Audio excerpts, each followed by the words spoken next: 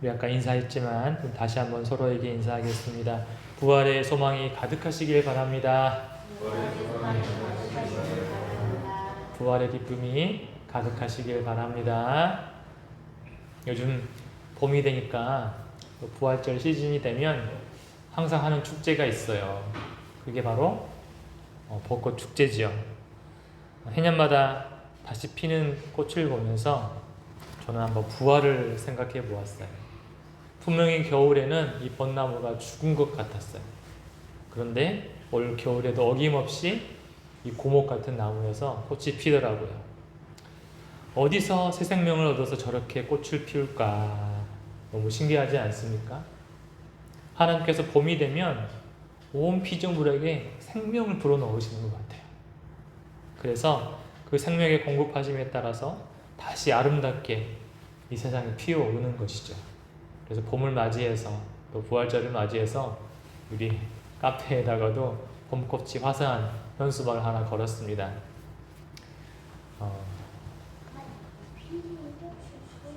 우리 마음 안에도 이런 부활의 꽃들이 가득하게 피어나는 우리 인생 되시기를 축복합니다. 근데 우리 인생에는 겨울이 있어요. 언젠가 닥쳐올 겨울이 있는데 그 겨울이 무엇이냐면 죽음이죠. 죽음. 생명 활동을 멈추고 모든 사람들이 어쩔 수 없이 죽음을 맞이하게 됩니다. 그런데 우리 안에 예수 그리스도의 생명이 있으면 반드시 우리도 벚꽃처럼 다시 아름답게 피어나게 될 것입니다. 이전보다 더 아름다운 모습으로, 또 건강한 모습으로, 또 더 젊은 모습으로, 활기찬 모습으로 새로운 몸을 입고 부활하게 될 것입니다. 이 소망을 갖고 계시죠? 이 소망을 갖고 있는 사람들은 결코 죽음을 두려워하지 않습니다. 그렇기 때문에 우리는 반드시 우리 안에 속사람이 살아있어야 되는 거예요. 저기 바깥에 나무들을 한번 보세요. 지금 꽃 피우고 있는 나무들은 다 살아있는 나무예요.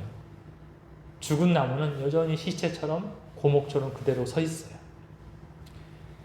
우리 안에 예수님께서 주신 생명을 고귀하게 여기시고 잘 간직하시기를 바랍니다. 또 세상 혼란이나 유혹에 넘어가서 신앙을 잃어버리지 마시고 오히려 날이 갈수록 더 생명이 풍성해져서 우리 100년 후에도 예수님 안에서 다시 만나기를 소망합니다. 아멘. 그때 오직 예수 안에 있는 사람들만 다시 보게 될 거예요. 그때 서로를 바라보면서 아니 이렇게 당신이 아름다웠습니까? 이렇게 예뻤어요? 이렇게 멋있었어요? 이렇게 고백하게 될 것입니다. 그러면서 하나님께 하나님 감사합니다. 영광을 올려드리게 될 것입니다. 내 속사람의 생명 귀하게 여기시고 이 생명을 건강하게 간직하시는 순전한 교회 성도들이 되시기를 축원하고 기도합니다. 어제는 교회 앞에서 이제 부활절을 맞이해서 전도를 했어요. 떡과 계란을 이제 돌리면서 전도를 했어요. 근데 동시에 옆에 벚꽃길이 있거든요. 이 벚꽃길에서 축제를 하더라고요. 그쪽으로 사람들이 많이 갔어요. 우리 주님이 벚꽃 축제를 기뻐하실까요? 부활절 축제를 기뻐하실까요? 너무 당연한 질문이죠. 많은 사람들이 오늘 부활절을 맞이해서 먼저 하나님께 감사의 예배를 드리기를 소망합니다. 그리고 나서 벚꽃 보러 가면 되잖아요. 전도하다 보면 너무나 기쁜 소식이고 복된 소식인데 너무나도 차갑게 거절하시는 분들이 종종 있어요. 전도해 보셨으니 아실 텐데요.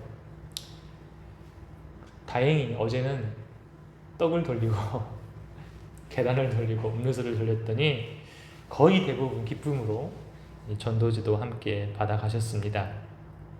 기도해 주실 것은 그분들의 마음이 열려서 복음의 열매가 맺히도록 기도해 주셨으면 좋겠습니다. 그래서 그분들이 순전한 마음으로 순전한 교회에 찾아와서 예수님을 알아가는 신앙 되게 해주시기를 기도해 주시기를 간절히 부탁드립니다. 부활절은 기독교 절기에서는 가장 최고의 절기라고 할 수 있어요. 우리에게 세 가지 절기가 있죠. 큰 절기가 부활절하고 또 뭐가 있어요? 가을에 하는 추수감사절이 있고 겨울에 하는 크리스마스 성탄절이 있죠. 뭐 그 외에 작은 절기들도 있어요. 맥주감사절도 있고 작은 절기들도 있습니다. 그렇지만 이 크게 부활절, 추수감사절, 성탄절이 3대 절기로 지켜지고 있습니다. 근데 그 중에서 가장 큰 절기가 어떤 절기겠어요? 우리에게 가장 큰 기쁨이 되는 절기가 어떤 절기겠어요? 당연히 부활절이어야 된다는 거예요. 그런데 우리는 좀 거꾸로 가고 있는 것은 아닐까 하는 생각이 들어요. 추수감사절이 되면은 우리가 온 성도가 이렇게 재단에 한 1년 동안 농사지었던 것들을 쌓아놓고 감사 예배를 드리잖아요. 또 성탄절이 되면 어떻게 합니까? 한 달 동안 열심히 어린아이들이 공연 준비를 해서 하나님께 올려 보내드려요. 교회 학교 때 기억나시죠? 그런데 부활절은 딱 하루 1시간만 예배 드리는 것으로 끝나요. 좀 안타까움이 있습니다. 우리 부활절은 축제처럼 예배를 드려야 되거든요. 왜 그렇죠? 이 부활절을 한 달 정도 하면 안 될까요? 한 일주일 정도 축제하면 안 될까요? 예수님이 부활하셔서 우리에게 영원한 생명을 주신 날이잖아요. 우리 지난 역사를 한번 생각해 보세요. 8.15 광복절을 한번 생각해 보세요. 일제 치하에서 그렇게 억압받다가 광복이 선언되니까 얼마나 많은 사람들이 거리로 뛰쳐나와서 그 해방의 자유를 축하했습니까? 그런데 이 부활절이 어떤 절기예요? 예수님께서 부활하심으로 마귀의 일을 멸하시고 사탄을 이기시고 온 인류에게 사망의 저주에서 끊어지는 복을 주셨다는 거예요. 해방되는 복을 주셨다는 거예요. 우리에게 해방절인 거예요. 광복절인 거예요. 그런데 우리가 1시간, 1년에 1시간 축제하면 되겠냐 이거죠. 그래서 우리 한 달 정도 부활절 예배를 드릴까요? 네. 우리가 너무 생소하죠. 그렇게 드려본 적이 없으니까. 그래서 한국교회가 이 부활절은 축제처럼 예배 드릴 수 있도록 한 달 정도 또는 일주일 정도 프로그램을 좀 마련해 주었으면 좋겠다는 생각이 듭니다. 우리도 기도함으로 그런 거룩한 문화를 한번 만들어 가보도록 합시다.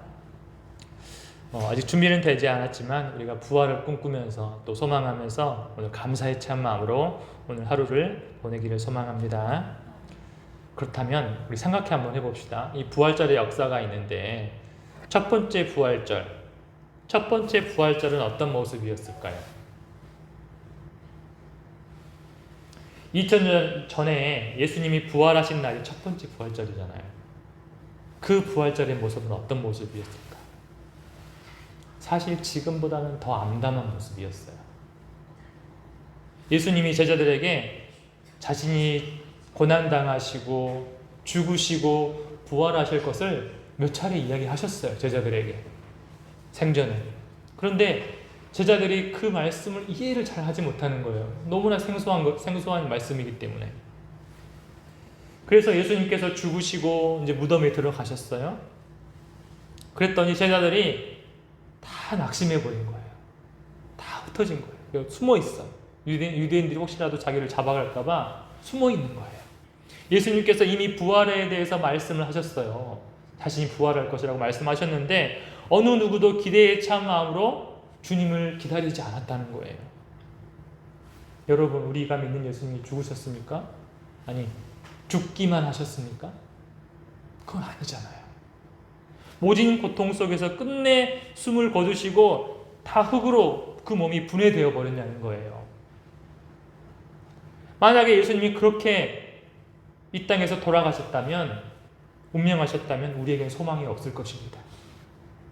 우리도 그 제자들처럼 낙심하면서 숨어서 신앙생활하고 있을지 몰라요. 하루하루를 그냥 소망 없이 살아가고 있을지 모릅니다. 요즘 혹시 우리 교회들도 그 제자들처럼 내 인생의 소망들이 또 내 안에 소망의 불이 꺼져 있는 것처럼 살아가고 있지는 않은지 한번 생각해 보았으면 좋겠습니다. 삶에서 새로운 열정이 느껴지지 않고 또 미래를 향한 소망이 없는 채로 마치 불 꺼진 등잔처럼 등대처럼 살아가고 있는 교회는 아닐지 우리 교회들 한번 살펴보기를 바랍니다. 또 많은 교인들이 예수님이 아닌 세상이 주는 작은 즐거움 때문에 그것에 맛을 들여서 하루하루를 그냥 버티면서 살아가고 있지 않는지 우리 스스로도 한번 점검을 해보았으면 좋겠습니다. 벌써 예수님이 부활하신 지 2000년이 지났어요. 그럼에도 불구하고 여전히 예수님의 빈 무덤을 찾아다니는 사람들이 있어요. 여전히 그분의 사라진 시신을 찾으면서 힘없이 애통하며 보내는 사람들이 있다는 거예요. 십자가에 달리신 예수님의 시신만 바라보면서 탄식 속에서 살아가시는 분도 있어요. 십자가 신앙 필요하죠. 그러나 주님은 거기에서 멈추지 말고 더 높은 차원으로 올라오라고 말씀하고 계십니다. 십자가로 시작한 우리의 신앙이 이제 부활의 단계까지 올라오라, 이렇게 우리를 이끌어주고 계신다는 거예요. 우리는 십자가에서 돌아가신 예수님뿐만 아니라 부활하신 예수님도 만나야 될 줄로 믿습니다. 나의 죄 때문에 십자가에서 우리를 위해 피 흘리고 계시는 예수님만 만날 것이 아니라 부활하셔서 여전히 살아계시고 나에게 말씀하시고 권능을 베풀어 주시는 그 예수님을 만나야 된다는 거예요. 그러면 그 예수님 어떻게 만날 수 있겠습니까? 예수님 무덤을 찾아가야 될까요? 오늘 말씀을 한번 풀어서 보겠습니다. 예수님은 요즘 요일로 따지면 금요일에 돌아가셨어요. 금요일에 돌아가시고 안식일이 언제예요? 토요일이에요. 그렇죠? 토요일 날 안식하시고 일요일 새벽에, 그러니까 지금 주일에 부활을 하신 거예요. 그래서 그분의 제자들이 일요일에 모여서 예배를 드렸어요. 그래서 주의 날, 부활하신 날에서 주일 이렇게 부릅니다. 우리는 그래서 일요일을 주일이라고 부르죠. 달력의 제일 첫 번째 요일도 주일인 거예요. 그래서 역사가 그렇게 만들어졌어요. 지금 예수님이 돌아가신 지 이제 3일째 되는 날, 첫 번째 주일 새벽에 말씀을 보니까 3명의 여성 신도가 예수님의 빈 무덤을 향해서 가고 있는 거예요. 왜 가고 있을까요? 예수님의 시신에 향품을 바르기 위해서 가고 있는 거예요. 예수님 무덤으로 가고 있어요. 그 여인들이 누구냐면, 누구라고 나와 있어요? 야고보의 어머니, 또 막달라 마리아, 또 살로메, 이렇게 되어 있죠. 그러니까 아마 야고보의 어머니는 예수님의 이모뻘 되는 분 같고, 막달라 마리아는 예수님께서 7 귀신 들린 자매를 고쳐주셨어요. 그분이 막달라 마리아고, 살로메는 작은 야고보의 어머니. 그러니까 야고보와 요한 형제 아시죠? 야고보는 뭐 예수님 우편에, 요한은 좌편에 앉혀달라고 했던 분이 계세요. 그분의 어머니가 살로메예요. 그러니까 요즘 말로 따지면 권사급 정도 되는 나이 갖고 계신 분들이에요 지금. 그래서 이 3명의 권사님이 예수님의 무덤을 향해서 걸어가고 막 있는 거예요. 왜요? 부활의 주님을 만나기 위해서가 아니고 죽은 예수님의 시신에 약품 처리하기 위해서, 향품을 바르기 위해서 지금 가고 계시는 거라는 거예요. 그러면서 서로 대화를 하고 있다고 나오죠. 어떤 대화를 하냐면, 누가 우리를 위해서 예수님 무덤문을 열어주지? 이렇게 서로 대화를 하면서 가고 있었어요. 고대 팔레스틴의 장례 모습을 보면 이렇게 무덤이 생겼어요. 거기는 그 당시에 이제 돌을 깎아서 동굴을 만들고 돌로 입구를 막아요. 보통 가족묘로 사용하는데 시신을 그 안에 넣고 시신이 다 썩어서 뼈만 남으면 뼈는 저장 창고로 보내고 또 새로운 시신을 그 안에 드립니다. 이렇게 가족묘로 사용했는데 예수님은 새로운 무덤에 들어가셨어요. 이게 큰 돌로 입구를 막아버려요. 그래서 여성들이 이 돌을 옮기기가 쉽지 않은 거예요.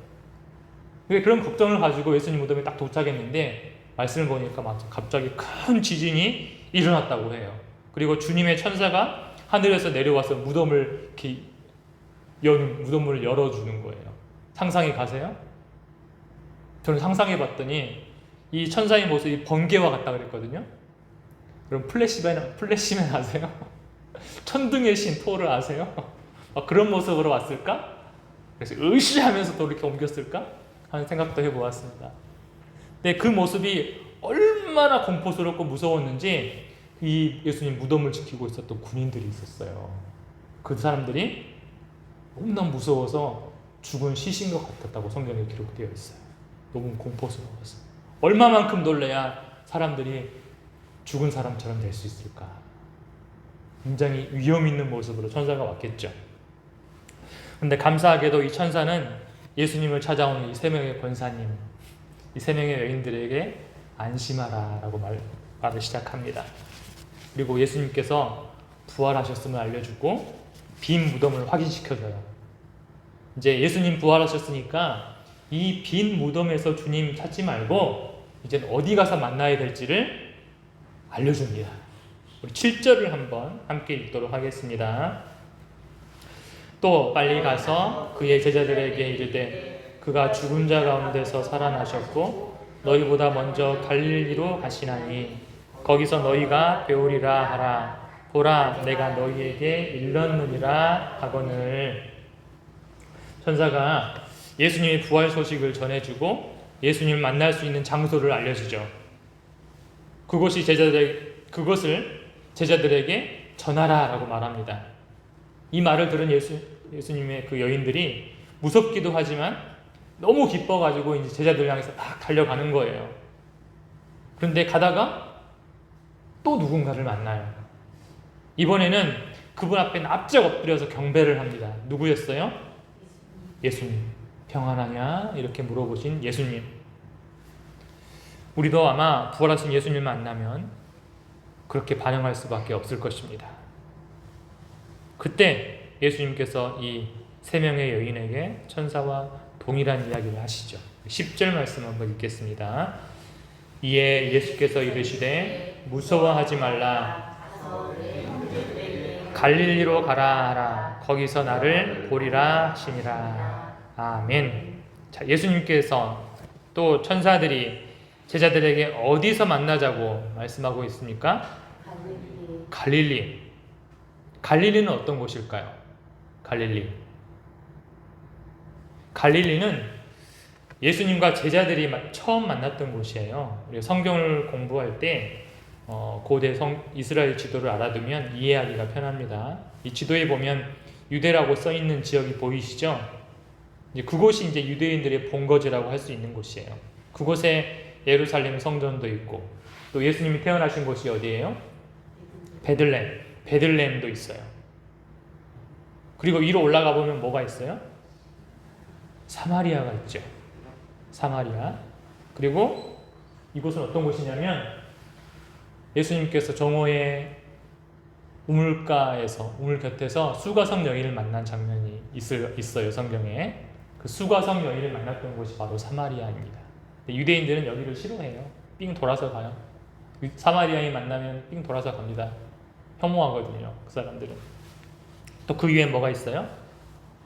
갈릴리. 바로 이 갈릴리 지역이 있습니다. 또 옆에 뭐가 있어요? 우리가 잘 알고 있는 갈릴리 호수가 있죠. 담수호지만 너무나 크기 때문에 바다라고 불렀어요. 그 사람들은 바다. 그래서 갈릴리 바다가 있는 곳이 바로 이 갈릴리 지역입니다. 여기에서 복음이 시작된 거예요. 복음이. 그런데 이 갈릴리는 유대인들에게는 굉장히 멸시를 받고 소외를 받는 곳이었어요. 왜냐하면 다윗 왕의 아들이 누구였어요? 솔로몬 왕이죠. 솔로몬의 아들 때부터는 이스라엘이 북이스라엘과 남유다로 쪼개지게 돼요.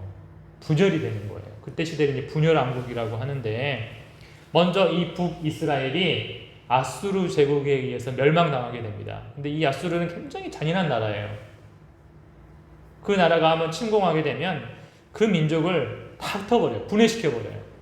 외국으로 이주시켜서 이방인들과 결혼하게 만들거나 또 이방인들을 그 지역 안으로 들어오게 이주시켜서 서로 결혼을 시켜버려가지고 그 민족이 완전히 와해돼버리는, 분해시켜버리는 잔인한 민족이었어요. 그 민족을 완전히 말살시켜버리는 것이죠. 그래서 이 북이스라엘 지역에는 이스라엘의 조상이라고 할 수 있는 아브라함, 또 이삭, 야곱의 혈통이 거의 남아있지 않다라는 거예요. 누가 혈통인지를 잘 몰라. 다 이방인들과 섞여버렸기 때문에. 그랬더니 유대인들이 굉장히 싫어하는 것이죠. 그나마 이 남유다는 어디에 의해서 멸망을 당하게 되냐면 바빌론 많이 들어보셨죠? 이 바벨론 제국에 의해서 멸망을 당합니다. 그럼에도 이 남유다는 혈통은 보존할 수가 있었어요. 그래서 그들은 특별한 선민의식을 갖게 돼요. 우리는 순수 혈통이야.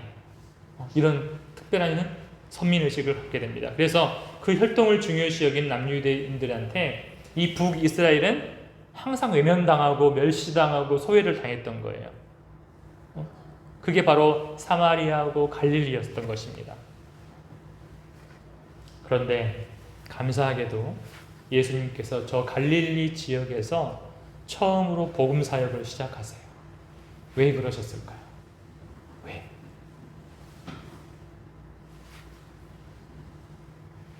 이미 그것은 이사야 9장에 예언되어 있었습니다. 이사야 9장에 보면 1절, 2절 이렇게 되어 있습니다. 한번 같이 읽읍시다. 전에 고통받던 자들에게는 흑암이 없으리로다. 옛적에는 여호와께서 스불론 땅과 납달리 땅이 멸시를 당하게 하셨더니 후에는 해변길과 유단 저쪽 이방의 갈릴리를 영화롭게 하셨느니라.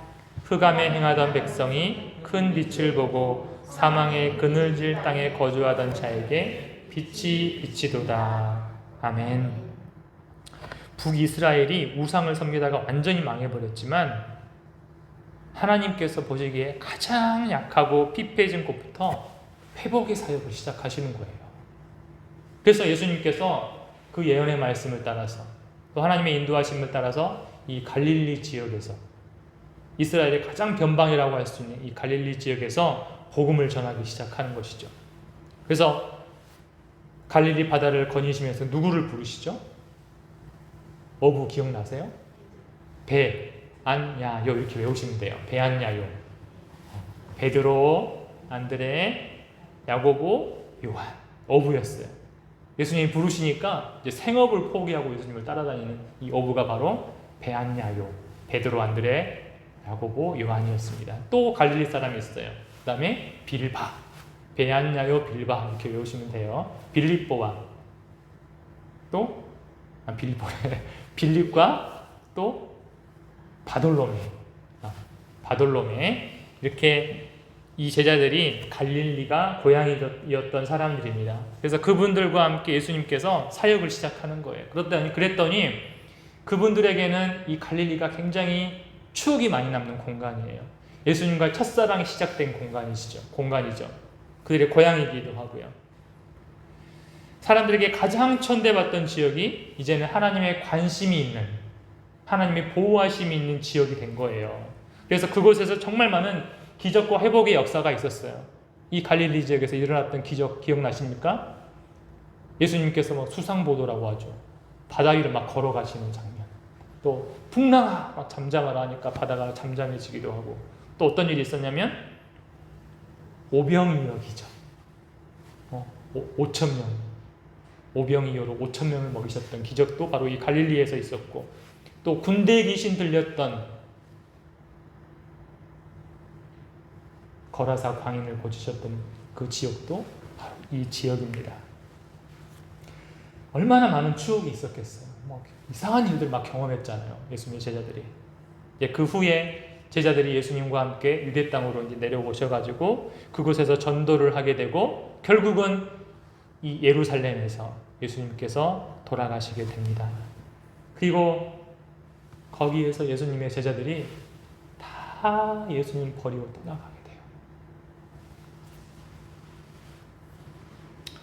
그리고 예수님의 제자 중에서 반장이 누구예요?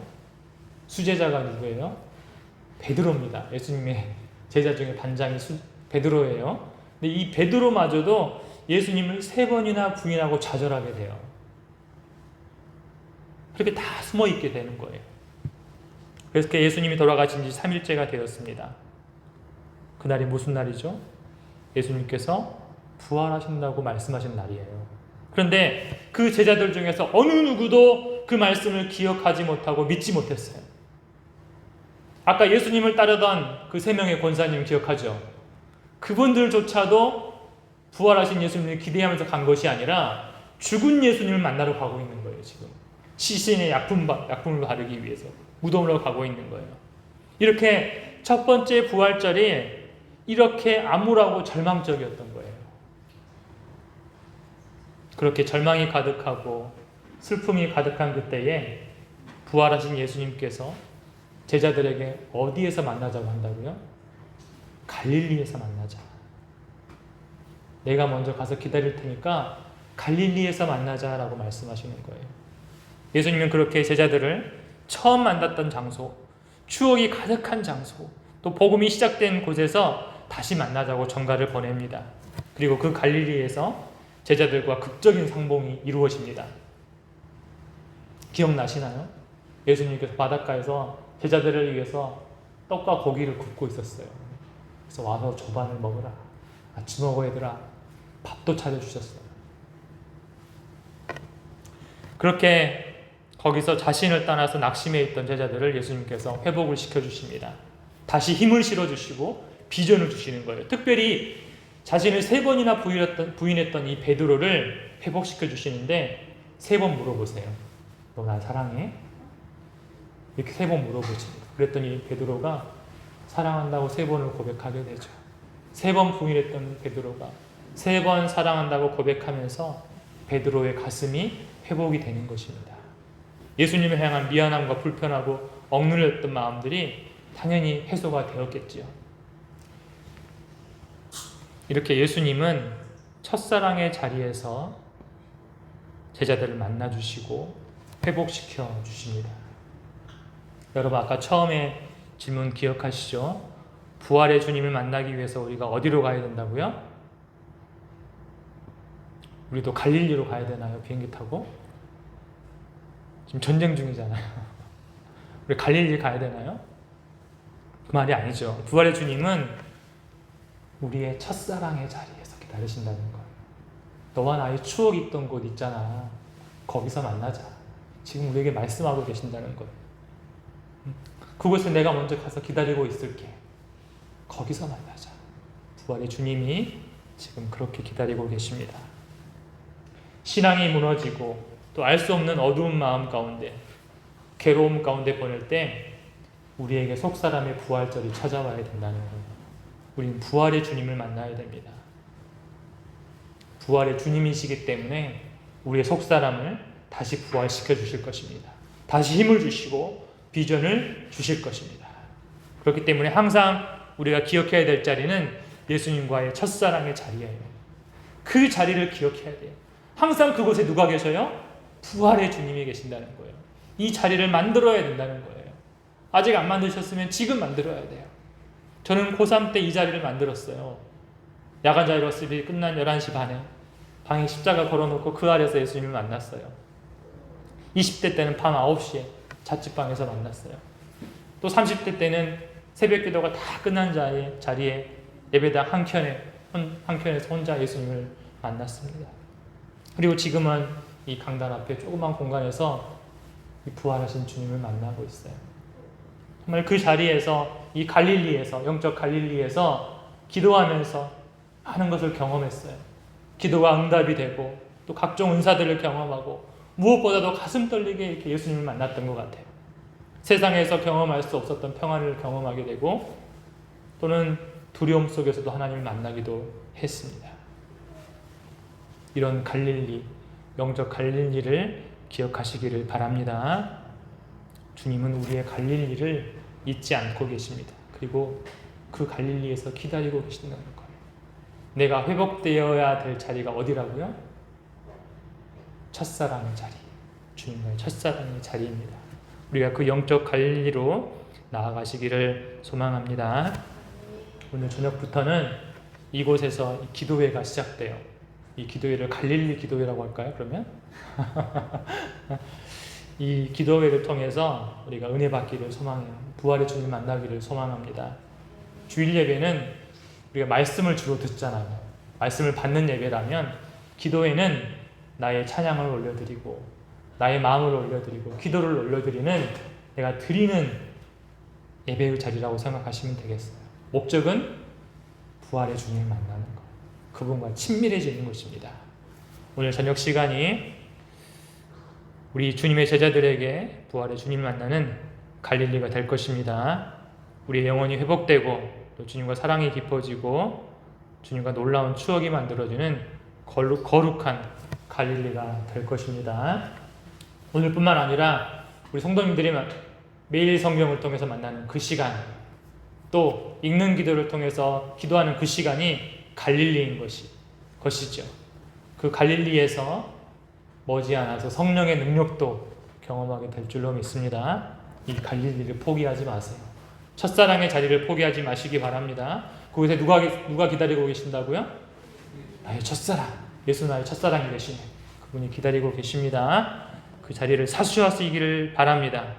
그렇게 부활의 주님과 함께 새로운 역사를 써가는 아름다운 인생 되시기를 축원합니다.